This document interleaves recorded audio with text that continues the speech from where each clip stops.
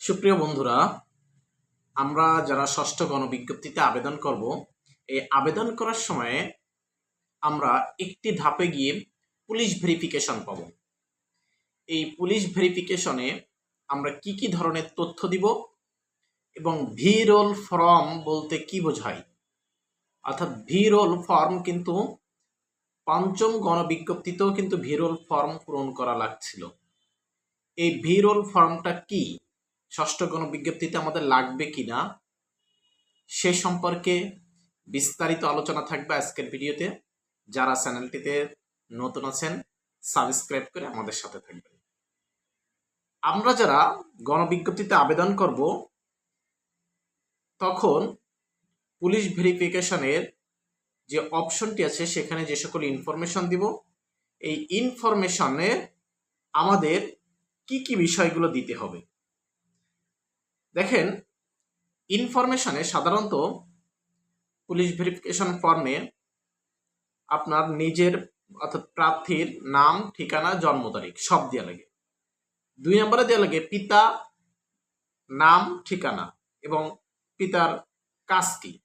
3 নম্বরে দেওয়া লাগে হচ্ছে মাতার ঠিকানা। এরপরে প্রার্থীর শিক্ষাগত যত যোগ্যতা আছে, সনদ আছে, সবকিছু এখানে দেওয়া লাগে। এরপরে আছে কি পূর্বে চাকরির তথ্য, অর্থাৎ প্রার্থী পূর্বে কোনো সরকারি চাকরিতে ছিল কিনা বা প্রশাসনের কোনো কর্মকর্তা ছিল কিনা। এরপরে এনআইডি কার্ডের পরিচয়পত্রটাও এখানে দেওয়া লাগে। এরপরে ভিরোল ফর্ম যখন দেওয়া হতো তখন সেখানে চারিত্রিক সনদ লাগতো। এরপরে 2 জন নমিনির ওইখানে স্বাক্ষর দিতে হতো। এই বিষয়গুলো আমাদের কিন্তু পুলিশ ভেরিফিকেশনে জমা দিতে হয়। কিন্তু জমা দিলাম, তাহলে ভিরোল ফর্মটা কি জিনিসটা?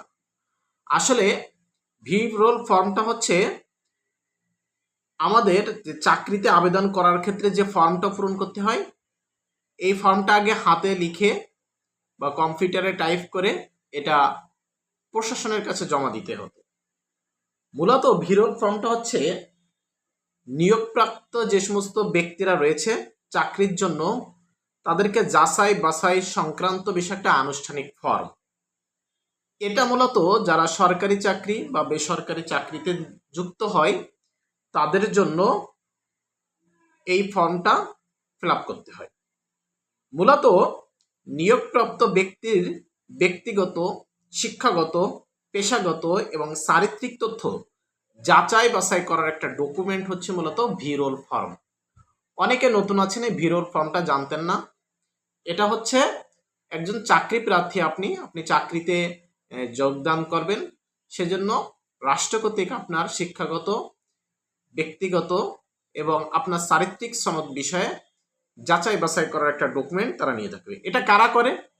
এটা হচ্ছে রাষ্ট্রের গুরুত্বপূর্ণ যে সমস্ত কর্মকর্তারা আছে, যেমন এনএসআই, ডিজিএফ, ঠিক আছে, ডিজিএফআই, এরা এই তথ্যগুলো সংরক্ষণ করে এবং আপনার বিষয়ে তারা খোঁজ খবর নিতে পারে। এটি চাকরিতে নিয়োগের পূর্বেই জমা দিতে হয়। কেন জমা দিতে হয়? যাতে প্রার্থীর জাতীয় নিরাপত্তা এবং আইনগত বিষয়ে কোনো ঝুঁকি না থাকে। এ কারণে ভিরোল ফর্মগুলো আপনাদের কাছ থেকে নেওয়া হয়। এখন বিষয়টা হচ্ছে এটা নেওয়ার উদ্দেশ্য কি? উদ্দেশ্য হচ্ছে প্রার্থী আসলে যোগ্য কিনা, অর্থাৎ আপনি যে সমস্ত তথ্যগুলো দিচ্ছেন এই তথ্যগুলো আসলে সঠিক কিনা, আইনসম্মতভাবে আপনি বৈধ কিনা এবং আপনি ব্যক্তি হিসেবে সৎ কিনা, তারা মূলত এটা যাচাই বাছাই করার জন্য এই ভিরোল ফর্মটা নিয়ে থাকে। এখন বিষয়টা হচ্ছে, তাহলে আপনি ভিরোল ফর্ম পাবেন কোথায়? এবার এনটিআরসিএ অর্থাৎ এনটিআরসিএ কর্তৃপক্ষ ষষ্ঠ গণবিজ্ঞপ্তিতে আপনাদের জন্য এটা খুব সহজ করেছে। কিভাবে সহজ করেছে? আগে এই ভিরোল ফর্মটা আপনাকে পূরণ করে এটা জমা দিতে যেতে হতো, এখন আর আপনাদের জমা দিতে যেতে হবে না। তাহলে কি করব? তাহলে আপনি যখন ষষ্ঠ গণবিজ্ঞপ্তিতে আবেদন করবেন, ওই আবেদন কপির সাথে পুলিশ ভেরিফিকেশন নামে একটা অপশন আছে, ওইখানে আপনাকে এই তথ্যগুলো সব দিতে হবে। তবে চারিত্রিক সনদপত্র লাগবে না। অর্থাৎ সেক্ষেত্রে দেখা যাচ্ছে কি আপনার এখানে কিন্তু অনেক ঝামেলা আপনার কমে গেল। যেহেতু অনলাইনে কম্পিউটারের দোকানে একসাথেই আপনি আবেদন করবেন, এই আবেদনটি সাবমিট করলে অটোমেটিকভাবে ভিরোল ফর্ম পূরণ হয়ে যাবে। এই ভিরোল ফর্ম পূরণ হয়ে গেলে এটা আপনার ওয়েবসাইট থেকে এটা অটোমেটিকভাবে প্রশাসনের লোকজন এটা গ্রহণ করে নেবে। এবং আপনি যে তথ্যগুলো দিবেন ভিরোল ফর্মে অর্থাৎ পুলিশ ভেরিফিকেশনে, এই তথ্যটা যেন সঠিক হয়। আপনি যে তথ্যগুলো ইনপুট করবেন, এই ইনপুট করা তথ্যের ভিত্তিতেই কিন্তু আপনি আইনসম্মত কিনা, আপনি বৈধ কিনা, আপনার সকল তথ্যটা এখানে যাচাই বাছাই করা হবে। এরপরে দেখেন, আরেকটা বিষয় আপনাকে এর সাথে জানিয়ে দিই, আপনি তো ষষ্ঠ গণবিজ্ঞপ্তিতে আবেদন করবেন। যাদের নাম্বার কম আছে তারা ইয়েস অপশনটি চালু করবেন। এবছর এনটিআরসিএ কর্তৃপক্ষ আপনাদের জন্য একটা সুখবর দিয়েছে। সেই সুখবরটা কি?